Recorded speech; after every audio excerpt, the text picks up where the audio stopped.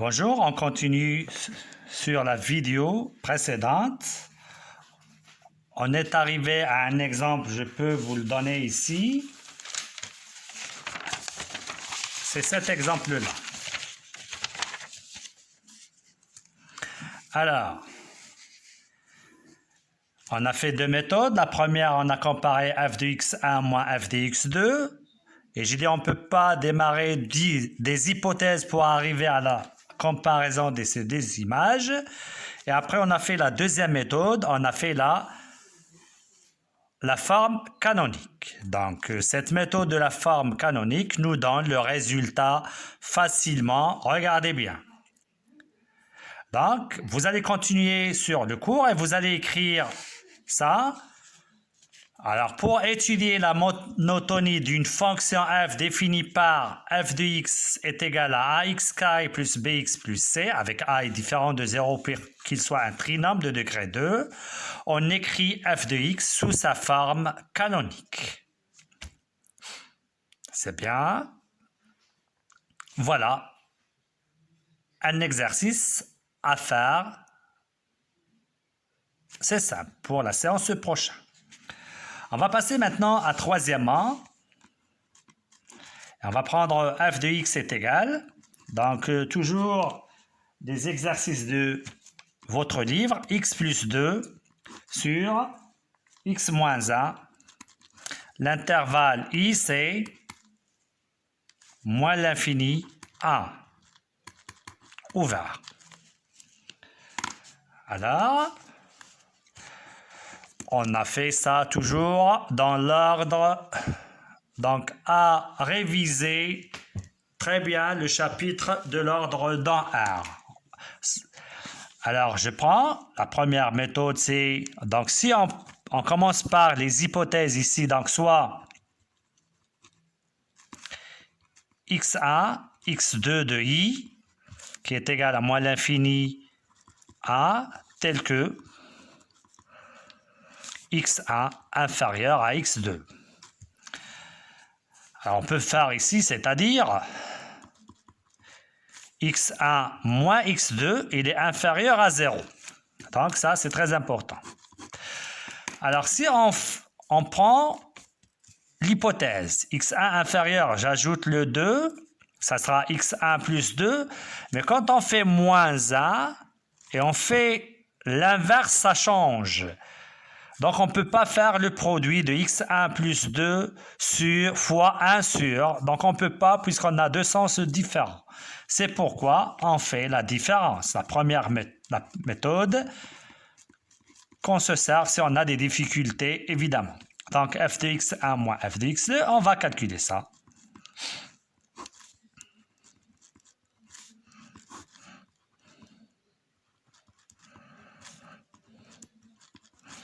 Donc, le même dénominateur, donc x1 moins 1, x2 moins 1, et on va multiplier ça par ça. Donc, on va faire ça directement.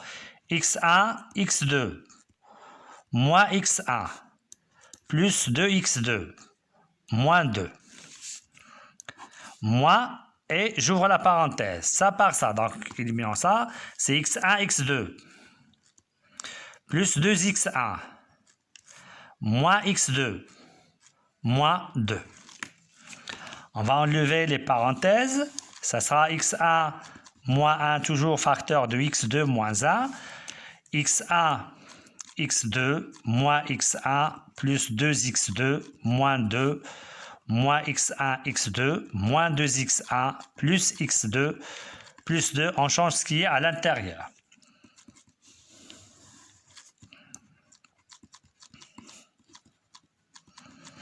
Alors, x1, x2, le voilà. Moins 2, plus 2. Ça reste moins x1, plus 2x2, moins 2x1, plus x2. Moins x1, moins 2x1, c'est moins 3x1. Plus 2x2, plus 2x2, c'est 3x2. On va voir, on a un facteur commun. x1 moins 1, x2 moins 1. Donc, soit on factorise par 3 ou bien moins 3. Regardez bien, on a x1 moins x2, donc on va factoriser par moins 3. Et voilà, facilement on peut déterminer le signe de ça. Pour ça, on a déjà x1 moins x2 négatif. Donc, si on multiplie par moins 3, on change le signe, ça sera positif. Bien. Alors, tout à l'heure, j'ai dit il faut appliquer les hypothèses. On a appliqué ça. Mais il nous reste l'intervalle. Donc, qu'est-ce que ça veut dire? x1 appartient à i. Donc, il est inférieur à 1. x1 inférieur à 1. D'où x1 moins 1, il est inférieur à 0. La même chose, x2 appartient à i, d'où x2 inférieur à 1, c'est-à-dire x2 moins 1, il est inférieur à 0. Donc, si on fait maintenant le produit, regardez bien, négatif, négatif, c'est positif. Alors, on a positif et ici positif. On peut appeler ça 1 et ça 2. De 1 et 2, on obtient moins 3 facteur x1 moins x2 qui est positif, x1 moins 1 facteur x2 moins 1 qui est positif, donc il est positif. C'est-à-dire, c'est quoi ça? C'est f de x1 moins f de x2.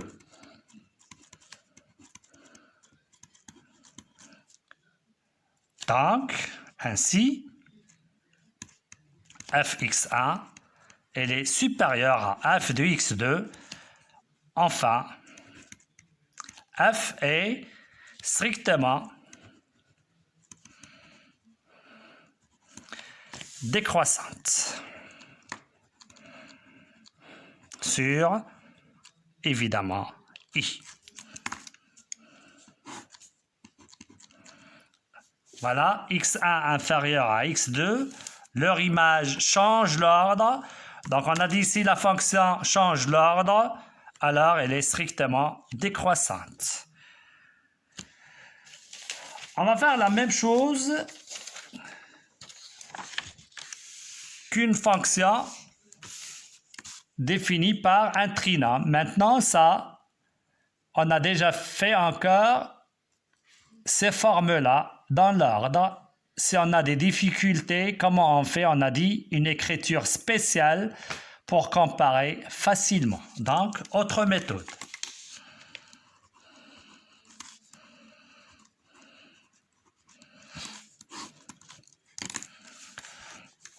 Alors, pour cette deuxième méthode, on a dit soit x appartient à i, f de x qui est égal à x plus 2 sur x moins 1 est égal, on a déjà parlé de ça, x moins 1. On fait apparaître ce x moins 1 en haut. On a ajouté moins 1, donc on le retranche par plus 1 et j'ajoute plus 2. Est égal. Donc ça, c'est entre parenthèses sur celui-même, c'est 1, plus 3 sur x moins 1. Et voilà l'écriture spéciale par laquelle on va travailler, au lieu de travailler par x plus 2 sur x moins 1, sur, évidemment, on va la remplacer par cette écriture. Donc celle-ci, c'est comme tout à l'heure, l'exemple 2, c'est facile à comparer leur image. Donc, à la ligne, j'écris soit A et B, deux réels, de l'intervalle moins l'infini A, tel que A il est inférieur à B. Alors, je commence comparant f de A et f de B. C'est-à-dire, maintenant, ce n'est pas f de A. Ça, on va remplacer ça. Ça veut dire 1 plus 3 sur A moins 1 et 1 plus 3 sur B moins 1. Et voilà. C'est très simple. Donc, le 1, 1, pas de problème. 3, 3, pas de problème. L'analyse, on commence à comparer A moins 1 et B moins 1. A inférieur à B. Donc, A moins 1, B moins 1. Inférieur. On va faire l'inverse. Donc, tout à l'heure, on a dit que A moins 1, donc A, il est inférieur à 1. A moins 1, il est inférieur à 0. Il est négatif. De même, B moins 1, B, il est inférieur à 1. B moins 1, il est inférieur, donc j'ai fait ici le 0. Donc, les deux nombres sont négatifs. L'inverse change. Toujours, on a dit pour les deux cas, soit les deux positifs ou bien les deux négatifs, strictement, l'inverse change. On va multiplier par 3, c'est-à-dire, le 3, il est positif, car 3 positif, donc pas de problème, et j'ajoute 1.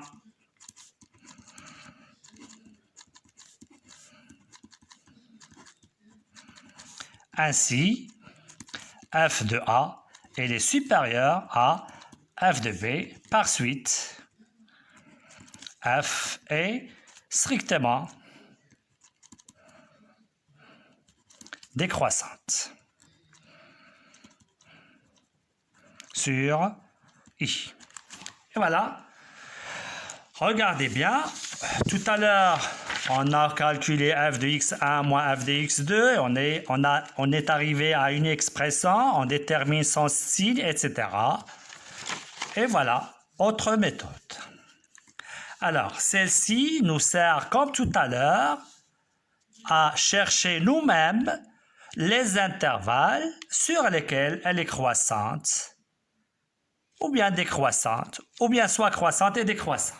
Donc, on regarde ça, x moins 1, on parle des deux, soit de même signe.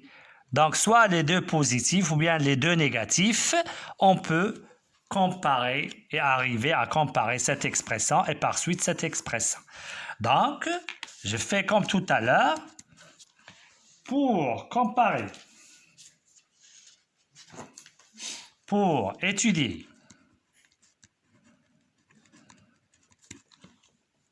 la monotonie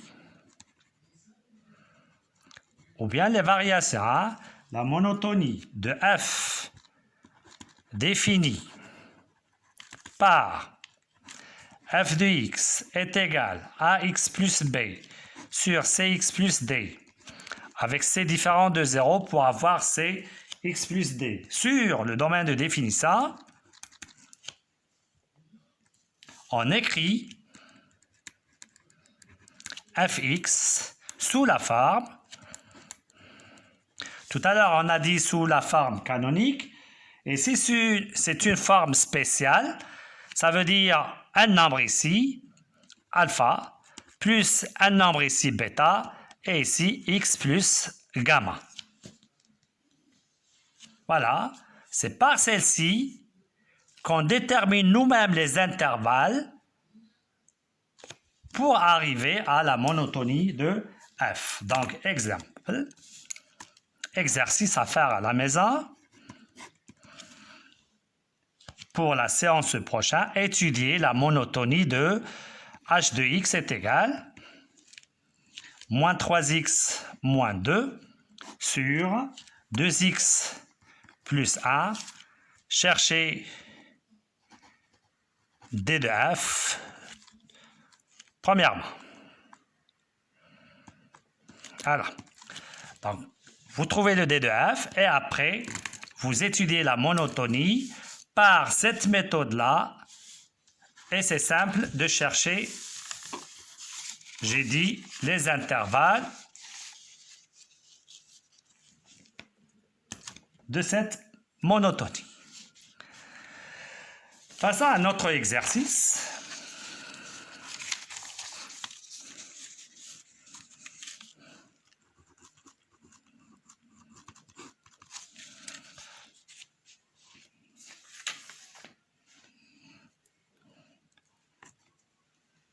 f une fonction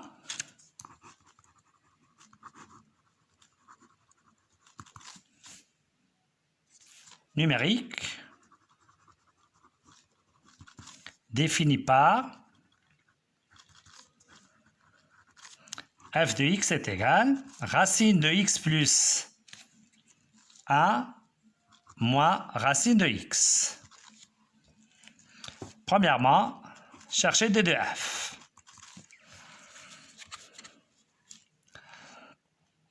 Alors, comment on va faire? X appartient à d de f, signifie x appartient à R, et on écrit notre expression appartient à R.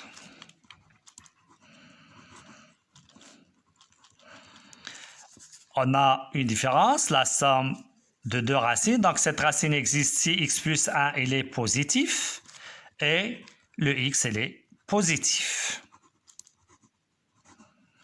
X appartient à R, x il est supérieur ou égal à moins 1 et x supérieur ou égal à 0. Donc, on trace, ici c'est moins 1, 0. J'ai dit on trace les deux supérieurs à moins 1, le voilà. Fermé, et par une autre couleur supérieure à 0, fermé, et on détermine l'intersection CE. Donc, d de f est égal 0 plus l'infini. Deuxième question. Étudier la monotonie ou bien les variations. La monotonie de f sur 0 plus l'infini, puis sur 1 plus l'infini. Commençons par sur 0 plus l'infini. Alors, soit A et B, deux réels.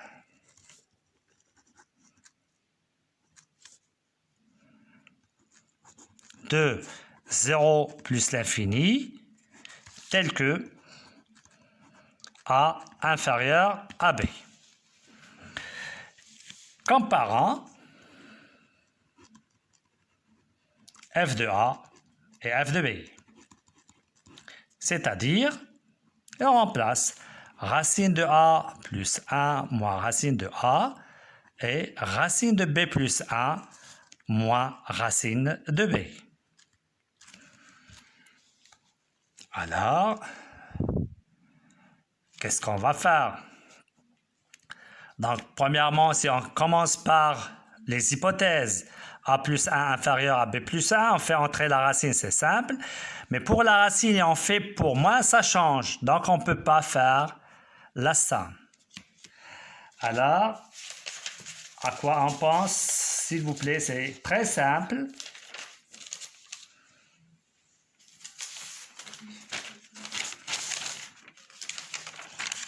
Alors, on a des radicaux. On a le moins, donc ça nous gêne. Si on a le plus, pas de problème, puisque ça sera le même sens. Donc, on pense à quoi, s'il vous plaît? D'accord? On pense au conjugué. C'est bien. Alors, on va écrire racine de A plus 1 moins racine de A est égal. Et on fait le conjugué qui est racine de A plus 1 plus racine de A. Et en haut, c'est racine de A plus 1 moins racine de A.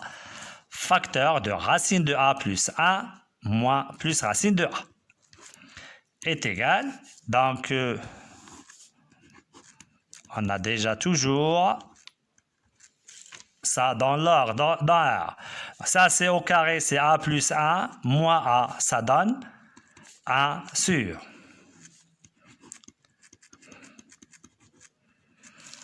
Voilà.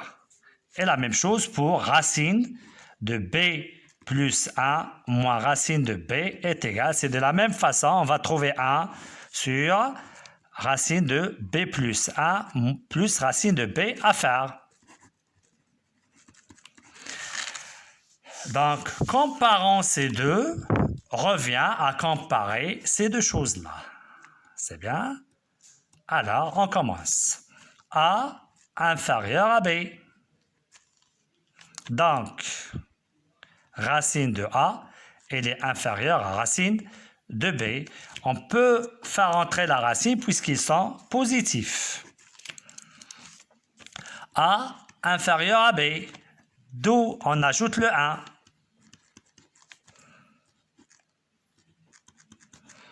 Et si A elle est positive quand on ajoute 1, ça sera toujours positif, strictement. Donc, on fait entrer la racine. Alors, prenons maintenant ces deux. Racine de A inférieure à racine de B. Racine de A plus 1 inférieure à racine de B plus 1. Et on fait la somme.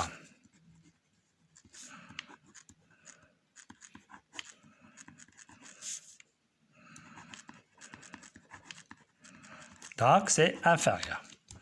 Deux nombres positifs. Le premier, il est ou égal, mais le deuxième, il est strictement. Donc, ça sera strictement pour parler de l'inverse. Donc, je répète ici, c'est strictement, si vous voulez faire ça.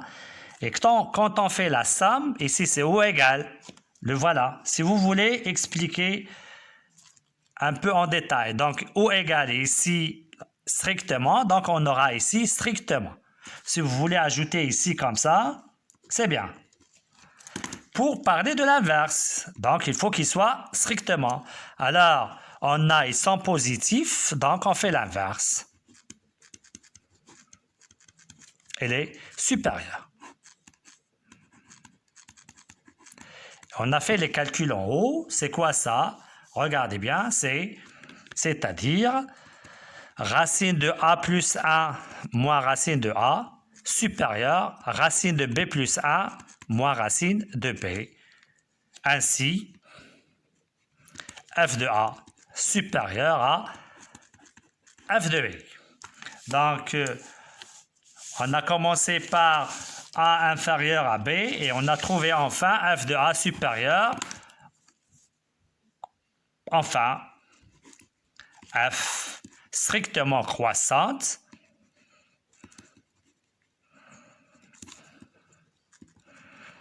sur I qui est 0 plus l'infini.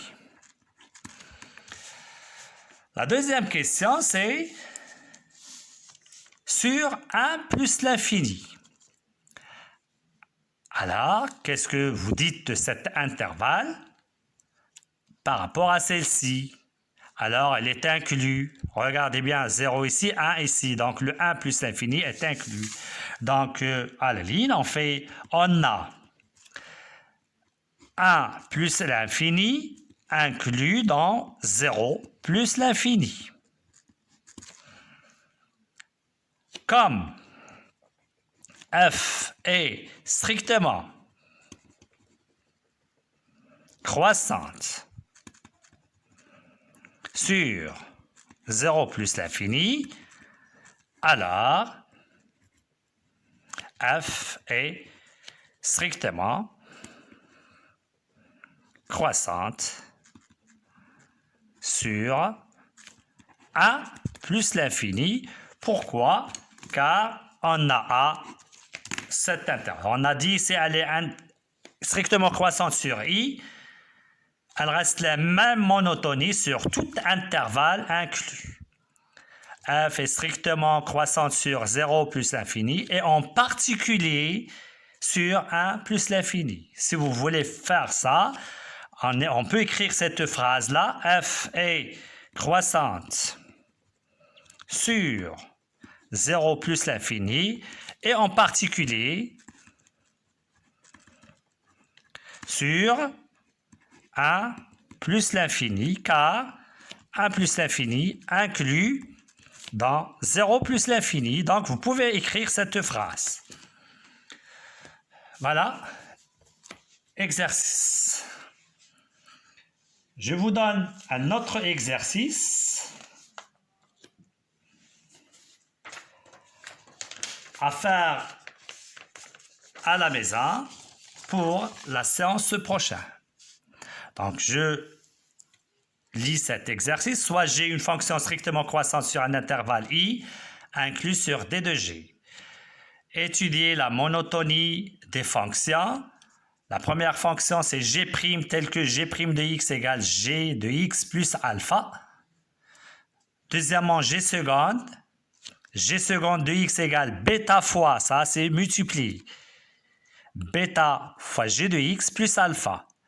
Le alpha est un réel, mais le bêta, il est positif strictement. G tierce, c'est bêta g de x plus alpha, c'est les mêmes données, sauf ici le bêta, il est négatif. Alors, essayez de faire les deux exercices que j'ai donnés, l'une pensant à deuxième degré, deuxième c'est ax plus b sur cx plus d, et voilà un autre exercice. La séance prochaine, on va voir une autre méthode, comment on détermine les variations d'une fonction. Merci et à la vidéo prochaine.